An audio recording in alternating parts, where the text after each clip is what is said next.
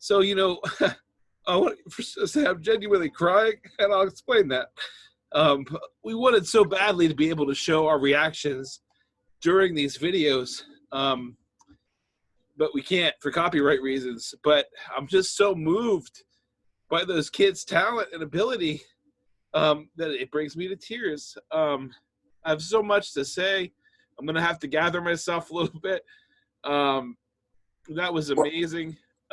You say you, something, I'm going to dry up my eyes. I'll let you gather yourself for a minute. So you asked about what was different, and there are a couple of additions, and I actually think they're for the better of this playlist texturally. The piano part is completely added in, not in the original song, and the additional 3 percussionists are just because no matter how good your set drummer is, Danny Carey's better.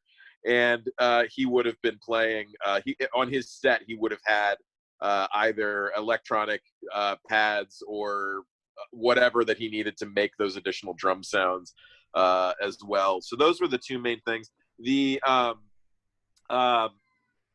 vocalist was also like maybe didn't quite have the same degree of dynamics as Maynard did, but other than that, it was a pretty faithful cover. And the drummer, their set drummer, blows me away. But he's a good. Monster. He's an absolute monster. Listen, beyond like the ability to play the part, which is insane, right. For anyone. Like, I don't think I know anyone in my life, and I know a lot of drummers who could play that.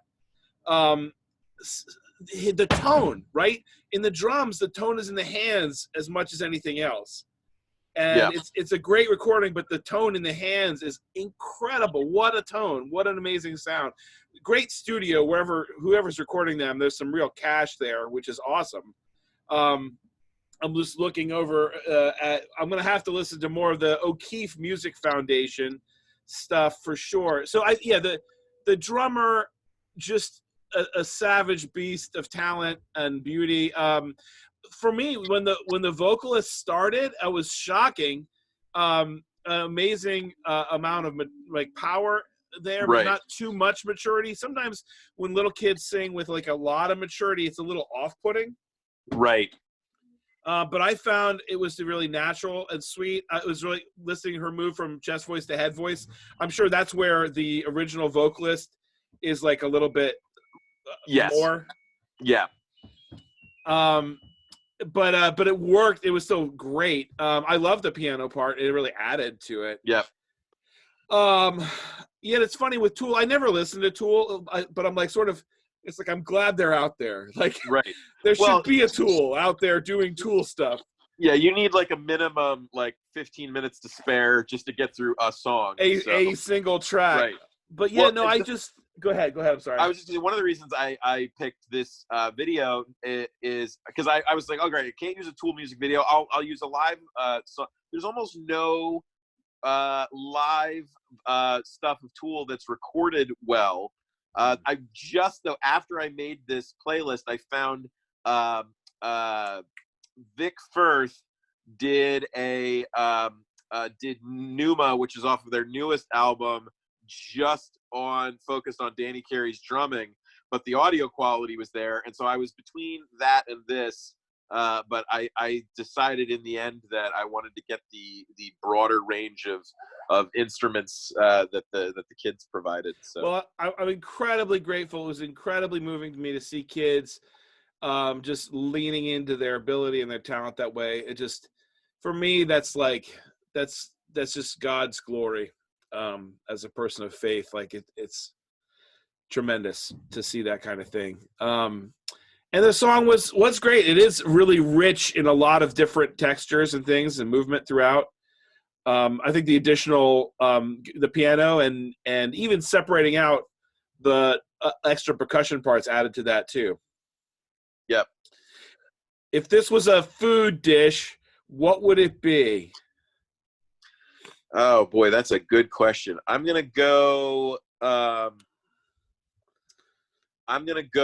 like a spicy stir fry. Yeah, nice. I was thinking like jambalaya or something, but that maybe is too mushy. Stir fry is probably where it's at. Yeah, because it's crisp, got a lot of different ingredients in Yeah. there. Cook it fast and hot. That's right. So, Nice. yeah. Woo. Okay. Well, I'm in trouble. I'm already in a basket case. What? I don't think I'm gonna make you cry again. So Okay. you'll be all right. Yeah. So I have to. Obviously, I'm thinking. All right, I'm going for a broader sense of texture with the last two. So how can I go even broader than like 9 or 10 people working together? How about full orchestra? Oh. So we're going to go with No Leaf Clover, which is one of the only 2 original songs that was performed at the Metallica's S&M show. Oh, hooray. Yeah. Yeah. So this is actually my favorite song. I actually like this because it was written with this show in mind. I actually think it works better than any of their original material that was adapted to have orchestra with it. This one I think is just fantastic. I'll just kind of let it speak for itself. I'll say, like, in college, we listened to this whole concert a lot. This is the kind of thing where it's like, this should be a genre. Like, right. And I'm sure there's some version of orchestral metal, but I did, I actually did consider, and I found some great examples of particularly like Scandinavian symphonic black metal. But again, it was too scary. Black metal is hard for me. I'm good with it being in the world, but I'm like, I don't know if I want it in my ears. Right. Yeah. I listened to a song and it sounded great, and then the vocalist started singing, and I'm like, nope, let's just do Metallica. Well, let's do it.